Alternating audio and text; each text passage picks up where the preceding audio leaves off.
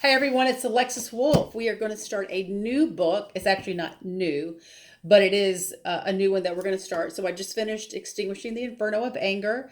I have a brand new book coming out called Wrecked by My Ex, but it's not ready, so we're not going to start that one just yet, but it's good. So what I want to do, and I feel compelled to do, is Looking for God. Looking for God. This is a volume one. It does have three volumes.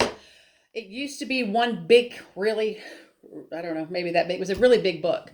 And the general consensus was that it was way too much information for most people to sit and absorb from one book. So eventually I broke it down. I've revised it and edited and, done some extra things to it. But it is now three volumes so that it's a little more digestible in one sitting because you can see it's not a huge book. So we can kind of take it in parts.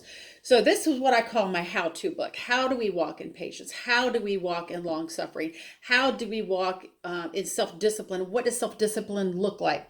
So these three volumes of Looking for God are what I call my how-to. Some of it's going to be really simple and really basic, but I think a lot of times we jump ahead and we want to get into the deep rivers of God when we can't even get the surface stuff, the basic stuff, the very elementary stuff. So some of this may seem elementary to you, and if it is, that's okay. You don't have to listen to them, but you may know someone who would benefit from this book. I'll read you a couple of the chapters just to kind of give you an idea of what's in here. We may not hit every single chapter. I may merge one or two of them together depending on how short they are.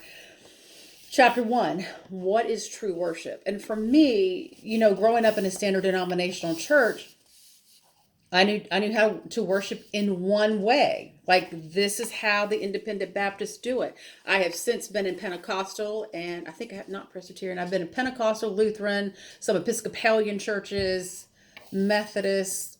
I mean, you name it. Word of God, Church of God, just a wide variety. And I see that the outward way they worship is different. So this chapter says, okay, let's look at what God says. What does true worship look like?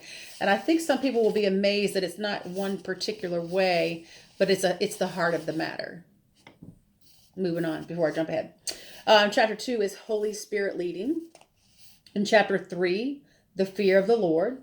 Chapter 4, from fear to love. Chapter 5, a royal holy priesthood. Chapter 6, soul versus spirit.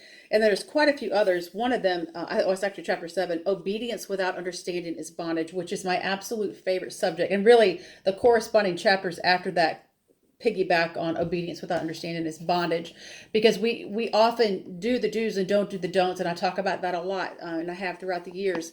But we get so caught up in what we're supposed to do, and we're doing it almost robotically because it's the right thing. But then when troubled waters hit, it's not enough to sustain us to keep us out of sin. So that in itself is a very crucial chapter. So I'm excited already to get to chapter 7.